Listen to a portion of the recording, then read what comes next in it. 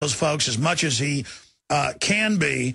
But Webster Tarpley, yesterday you said there was reports of counterattacks, and journalists you were talking to said what they saw in the streets was Libyan forces clashing and crushing the rebels, but that there were what appeared to be special forces sniping Western reporters and others. So this looks like a classic special forces op where they're just showing total bedlam within the city, announcing they've taken it as a pretext to recognize it as the government, who then will call in the official flotilla, the landing craft that are waiting offshore with NATO mercenaries.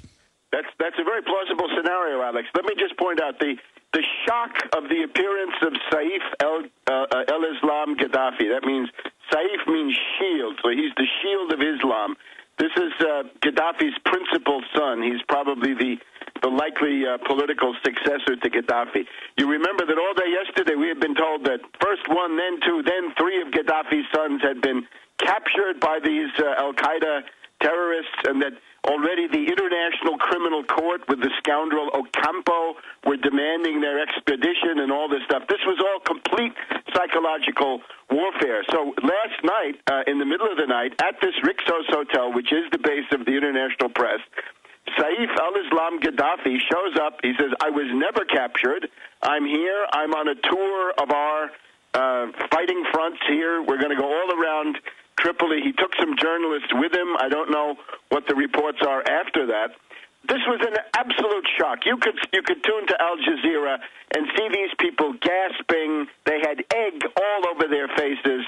And what it exposes is the big lie. Also what Saif al-Islam Gaddafi said, that this is an information war. This is electronic information warfare. It's InfoWars, as you have known for all these years. It's an information war, and it's done through manipulation. And he said NATO cut off our own Libyan television. They were sending these text messages to people all over Libya saying that Gaddafi was finished and the rebels were now on the march. And then you see what they had. It's basically a rabble, a screening force of terrorists and young dupes, right, young romantics, camp followers who come along with them. They got that into the city through these NATO landing craft, and they've created mayhem. But everything you see from here is a big lie, and people have got to bear this in mind. It's all fake. You don't know what's going on. First they said they had 90% of the city. Now they say they had 80% of the city yesterday, and now they say within 72 hours they'll have the city. And now they're saying they've taken Gaddafi's compound. Now they're saying that might not be true. And it's confirmed that they've got a whole bunch of different Western and Arab special forces in there just running around trying to kill whoever they can. I mean, this is a serious war crime, Webster. Yeah, I guess you can call it swarming. I mean, we became familiar with this term swarming thanks to the work of the Albert Einstein Institute there in Boston, right? Swarming adolescents can be used as a tactic, and that's what you're seeing. These are swarming adolescents, except they also have machine guns. Remember, it's impossible for the Gaddafi forces to hold any fixed position because of the NATO bombing. The NATO carpet bombing has been extremely intense. There are these Apache helicopters there shooting up everything. So you don't. It's a shell game. They've got to continue to move around and then fight the Al-Qaeda Western forces in hit and runs. But, Webster, I'm going to go back to this.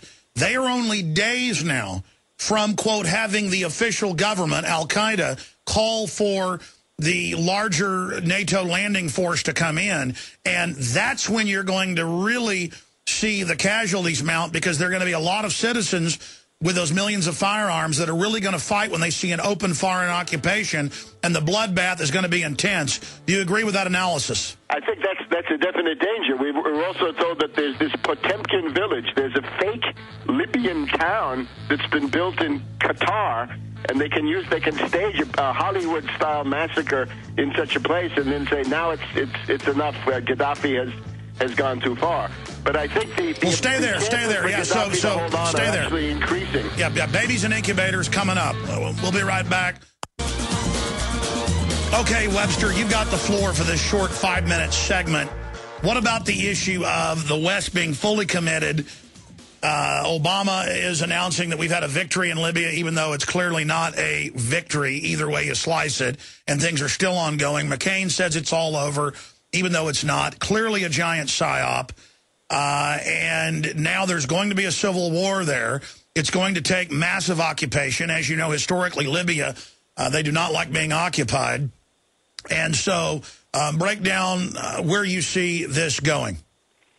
Well, the first thing to say is this is an exercise in mass brainwashing. This is an attempt to brainwash world public opinion on the basis of fake dispatches from the BBC, Al Jazeera, and CNN. And they have essentially manufactured these stories about the three sons of Gaddafi being captured as a means to try to convince the Gaddafi supporters that their world is coming to an end. I mean, if you go back to the Obama campaign, you can find similar war operations that have been done. So the first and most important thing is don't fall into the trap of believing their story. Their story is largely manufactured. They've sent this gang of rabble, these armed terrorists, death squads, into Tripoli. They've supplemented that by landing some of them in from the sea. They're creating mayhem. But this is a kind of it's the military term, I guess, is a coup de main. It's a quick action that's designed to stun and shock and to paralyze resistance. But the problem is if that doesn't work 100% in the first moments, then a counterattack can be organized, and I think that's what we're seeing.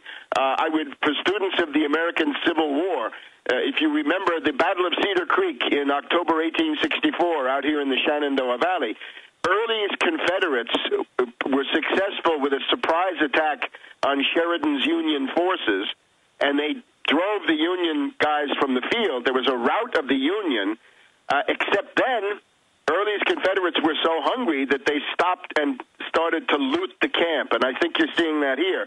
These Al-Qaeda characters coming into Tripoli, they say, this is richer than anything we've ever seen. We're going to stop here and loot, and I think that's a sociological thing that's going on. Then, however, Sheridan comes riding back on his horse, and he rallies everybody, and they counterattack. And I think you can compare Saif al-Islam Gaddafi appearing at the Rixos Hotel last night. That's the defiant rallying figure that you need to get your forces going again, and I think that's what you're seeing. That's now about, 10 or 12 hours in the past. Don't expect the Gaddafi forces to hold any fixed positions because they can't, because of the NATO bombing. I would like to know how many rebels have been killed. I think in the course of the advance on Tripoli, the rebels had very heavy casualties, and they are not, without problems of manpower. So I think that's something you don't hear about. How many rebels have paid with their lives for all of this television stuff?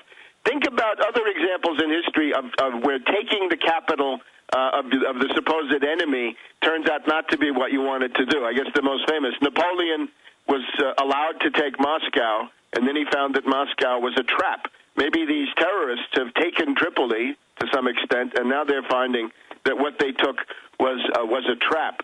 There's also the whole question of Libya's huge country. It goes, several thousand kilometers south. And this whole province of Fezzan, where the population is largely black, they are not going to accept the yoke of Benghazi and those races. Well, that's because that particular Arab group literally kills blacks on sight.